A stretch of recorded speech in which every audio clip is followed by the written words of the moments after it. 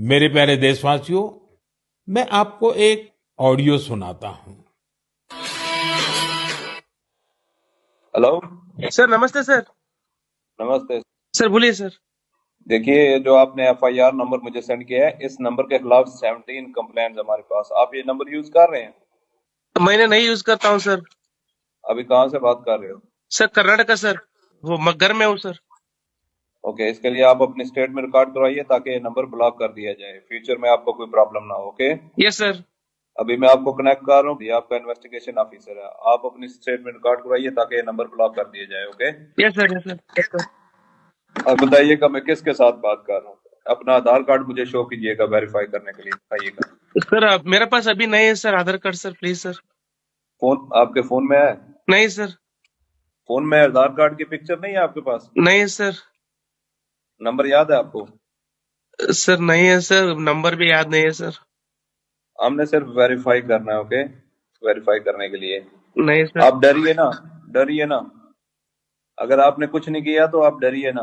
हाँ सर, हाँ सर। अगर आपके पास आधार कार्ड है तो मुझे दिखा दीजिए वेरीफाई करने के नहीं लिए। सर, नहीं सर, मैं गांव को आया था सर, घर में है सर। Okay, coming. जय हिंद। इस व्यक्ति के वन साइड वीडियो का रिकॉर्ड करो as per the protocol. Okay, ये ऑडियो सिर्फ जानकारी के लिए नहीं, ये कोई मनोरंजन वाला ऑडियो नहीं है। एक गहरी चिंता को लेकर के ऑडियो आया है। आपने अभी जो बातचीत सुनी, वो डिजिटल अरेस्ट के फरेब की है। ये बातचीत एक पीड़ित और फ्रॉड करने वाले के बीच हुई है। डिजिटल अरेस्ट के फ्रॉड में फोन करने वाले कभी पुलिस, कभी सीबीआई, कभी नारकोटिक्स, कभी आरबीआई, ऐसे भांति भांति के लेबल लगाकर बनावटी अधिकारी बनकर बात करते हैं और बड़े कॉन्फिडेंस के साथ करते हैं। मुझे मन की बात के बहुत से श्रोताओं ने कहा कि इसकी चर्चा जरूर करनी चाहिए। आइए मैं आपको बताता हूं ये फ्रॉड करने वाली गैंग काम कैसे करती है, ये खतरनाक खेल क्या है। आपको भी समझना बहुत जरूरी है, औरों को भी समझाना उतना ही आवश्यक है। पहला दाव, आपकी व्यक्तिगत जानकारी, वो सब जुटा करके रखते हैं। आप पिछले महीने गोवा गए थे, है ना? आपकी बेटी दिल्ली में पढ़ती है ना? वे आपके बारे में इतनी जानकारी जुटा कर रखते हैं कि आप दंग रह जाएंगे। दूसरा दाव, भय का माहौल पैदा करो। वर्दी, सरकारी दफ्तर का सेटअप, कानूनी धाराएं, वो आपको इतना डरा देंगे, फोन पर बातों बातों में आप सोच भी नहीं पाएंगे। और फिर उनका तीसरा दाव शुरू होता है। तीसरा दाव, समय का दबाव। अभी फैसला करना होगा, वरना आपको गिरफ्तार करना पड़ेगा। ये लोग पीड़ित पर इतना मनोवैज्ञानिक दबाव बना देते हैं कि वो सहम जाता है। डिजिटल अरेस्ट के शिकार होने वालों में हर वर्ग, हर उम्र के लोग हैं। लोगों ने डर की वजह से अपनी मेहनत से कमाए हुए लाखों रुपए गंवा दिए हैं। कभी भी आपको इस तरह का कोई कॉल आए तो आपको डरना नहीं है।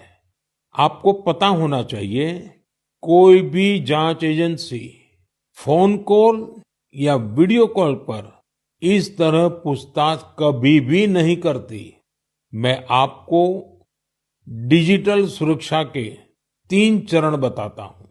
ये 3 चरण है: रुको, सोचो, एक्शन लो।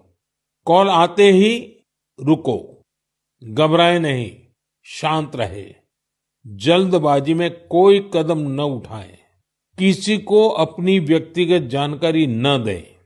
संभव हो तो स्क्रीनशॉट लें और रिकॉर्डिंग जरूर करें। इसके बाद आता है दूसरा चरण। पहला चरण था रुको, दूसरा चरण है सोचो। कोई भी सरकारी एजेंसी फोन पर ऐसे धमकी नहीं देती। न ही वीडियो कॉल पर पूछताछ करती है, न ही ऐसे पैसा की मांग करती है। अगर डर लगे तो समझिए कुछ गड़बड़ है। और पहला चरण, दूसरा चरण और अब मैं कहता हूं तीसरा चरण। पहले चरण में मैंने कहा रुको, दूसरे चरण में मैंने कहा सोचो, और तीसरा चरण कहता हूं एक्शन लो।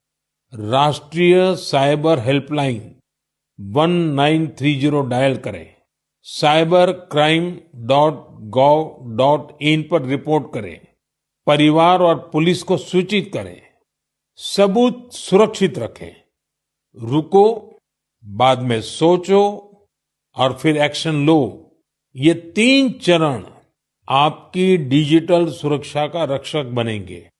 साथियों, मैं फिर कहूंगा, डिजिटल अरेस्ट जैसी कोई व्यवस्था कानून में नहीं है। ये सिर्फ फ्रॉड है, फरेब है, झूठ है, बदमाशों का गिरोह है। और जो लोग ऐसा कर रहे हैं वो समाज के दुश्मन है। डिजिटल अरेस्ट के नाम पर जो फरेब चल रहा है उससे निपटने के लिए तमाम जांच एजेंसियां राज्य सरकारों के साथ मिलकर काम कर रही है। इन एजेंसियों में तालमेल बनाने के लिए नेशनल साइबर कोऑर्डिनेशन सेंटर की स्थापना की गई है। एजेंसियों की तरफ से ऐसे फ्रॉड करने वाली हजारों वीडियो कॉलिंग आईडी को ब्लॉक किया गया है। लाखों सिम कार्ड, मोबाइल फोन और बैंक अकाउंट्स को भी ब्लॉक किया गया है। एजेंसियां अपना काम कर रही है, लेकिन डिजिटल अरेस्ट के नाम पर हो रहे स्कैम से बचने के लिए बहुत जरूरी है हर किसी की जागरूकता, हर नागरिक की जागरूकता। जो लोग भी इस तरह के साइबर फ्रॉड का शिकार होते हैं, उन्हें ज्यादा से ज्यादा लोगों को इसके बारे में बताना चाहिए। आप जागरूकता के लिए #सेफ डिजिटल इंडिया का प्रयोग कर सकते हैं। मैं स्कूलों और कॉलेजों को भी कहूंगा कि साइबर स्कैम के खिलाफ मुहिम में छात्रों को भी जोड़े। समाज में सबके प्रयासों से ही हम इस चुनौती का मुकाबला कर सकते हैं।